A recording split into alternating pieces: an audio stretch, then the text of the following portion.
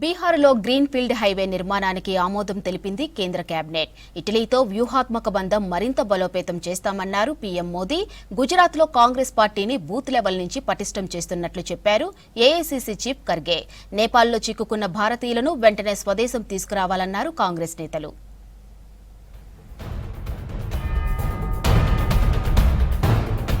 ప్రధాని నరేంద్ర మోదీ అధ్యక్షతన భేటీ అయిన సెంట్రల్ కేబినెట్ పలు కీలక నిర్ణయాలు తీసుకుంది. బీహార్లో గ్రీన్ ఫీల్డ్ హైవే నిర్మాణానికి ఆమోదం తెలిపింది. బక్సర్ బగల్పూర్ హైస్పీడ్ కారిడార్ లో భాగంగా మోకామా ముంగేర్ మధ్య హ్యామ్ విధానంలో నిర్మించనుంది. 82.4 కిలోమీటర్ల పొడవుతో నిర్మించనున్న గ్రీన్ ఫీల్డ్ హైవే కోసం 4,447 కోట్ల రూపాయలు కేటాయించినట్లు చెప్పారు కేంద్ర మంత్రి అశ్విని వైష్ణవ్.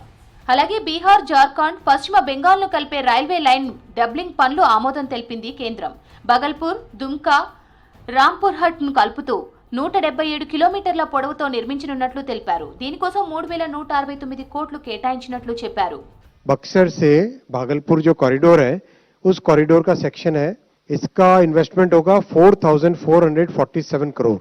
दक्षिणी बिहार का एक महत्वपूर्ण प्रोजेक्ट है ये.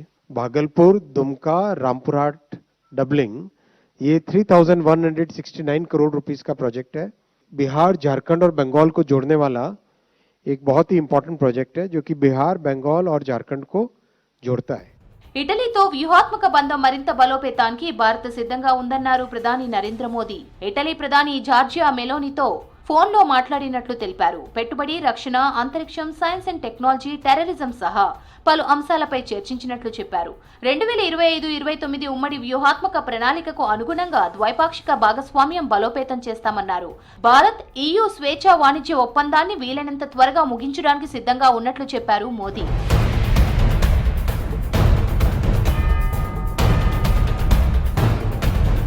ఉపరాష్ట్రపతి ఎన్నికపై స్పందించారు ఏఐసీసీ చీఫ్ మల్లికార్జున్ ఖర్గే. ప్రజాస్వామ్యంలో ఎన్నికల్లో పోటీ చేయడం సర్వసాధారణమన్నారు.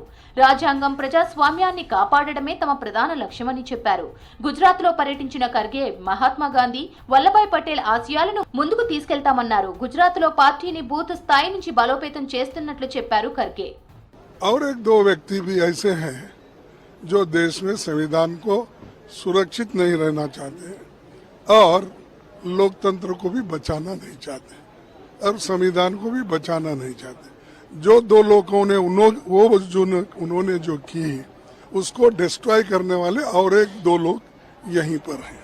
నేపాల్లో నెలకొన్న ప్రస్తుత పరిస్థితులపై విదేశాంగ కార్యదర్శితో మాట్లాడినట్లు చెప్పారు ఏఐసీసీ చీఫ్ ఖర్గే. ప్రస్తుతం నేపాల్లో గందరగోళం నెలకొందన్నారు. అక్కడ ఉన్న ఇండియన్స్ ని రక్షించాల్సిన బాధ్యత కేంద్రంపై ఉందన్నారు. విదేశాంగ శాఖ భారతీయులందరినీ క్షేమంగా ఇండియా తీసుకురావాలన్నారు ఖర్గే.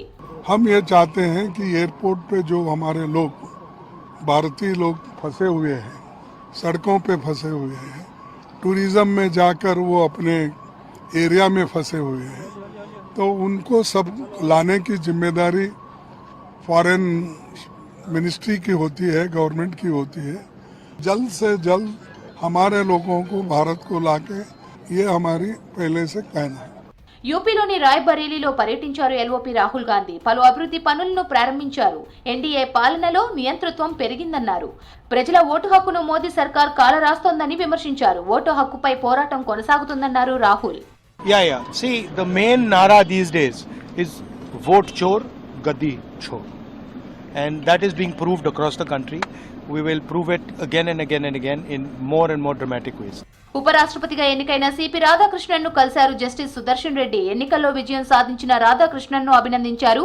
విపక్ష కూటమి అభ్యర్థిగా పోటీ చేసిన సుదర్శన్ రెడ్డి వైస్ ప్రెసిడెంట్ ఎన్నికల్లో ఓటమి పాలయ్యారు.